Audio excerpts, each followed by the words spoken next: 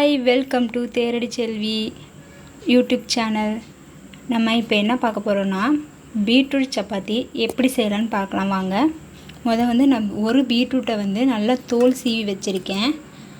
அப்புறம் இந்த கிண்ண அளவுக்கு நான் சப்பாத்தி மாவு எடுத்து வச்சுருக்கேன்.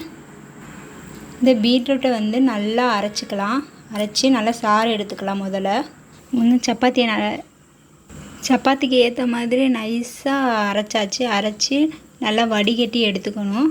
பீட்ரூட் சாறை வந்து லைட்டாக ஹீட் பண்ணிக்கலாம். ஹீட் பண்ணி நம்ம கலக்கும் போது சப்பாத்தி நல்லா சாஃப்டாக வரும். அதனால் ஹீட் பண்ணிக்கலாம். மாவுக்கு தேவையான அளவுக்கு உப்பு போட்டாச்சு. நல்லா உப்பு போட்டாச்சு.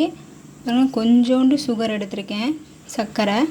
அது லைட்டாக போடணும். இது ஏன் போடுறோம்னா அப்போ தான் வந்து சப்பாத்தி நல்லா உப்பி வரும். இப்போ வந்து நம்ம பிழிஞ்சு வச்சுருக்க பீட்ரூட்டை வந்து லைட்டாக சாறை வந்து லைட்டாக அந்த ஹீட்டு போகிறதுக்குள்ளேயே ஸ்பூனை வச்சு கிளறி விடணும். நல்லா நம்ம எப்பயும் சப்பாத்தி பண்ணுவோம்ல, அதே மாதிரி பண்ணிடணும். இப்படி கலர்ஃபுல்லாக நம்ம செஞ்சு கொடுத்தோம்னா பிள்ளைங்க நல்லா விரும்பி சாப்பிடுவாங்க. பீட்ரூட்டே சில பேருக்கு பிடிக்கவே பிடிக்காது. அது ஒரு மாதிரி இனிப்பாக ஒரு மாதிரி இருக்கும்னு பிள்ளைங்க சாப்பிட மாட்டாங்க. இப்படி நீங்கள் செஞ்சு கொடுத்தீங்கன்னா கலர்ஃபுல்லாக இருக்கே அப்படின்னு சொல்லிட்டு சாப்பிடுவாங்க. இப்படி விதமாக நம்ம செஞ்சு கொடுக்கலாம்.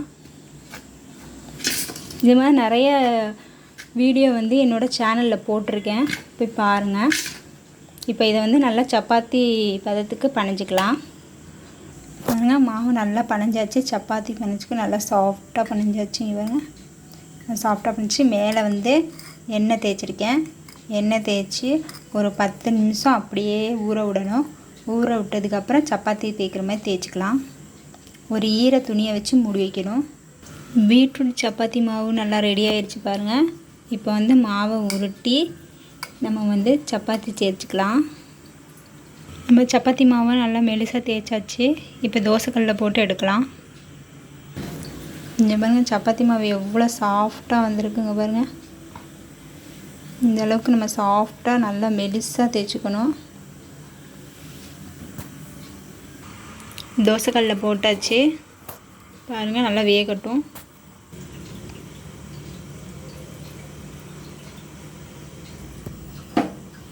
பாருங்கள், நல்லா உப்பி வந்திருக்கு.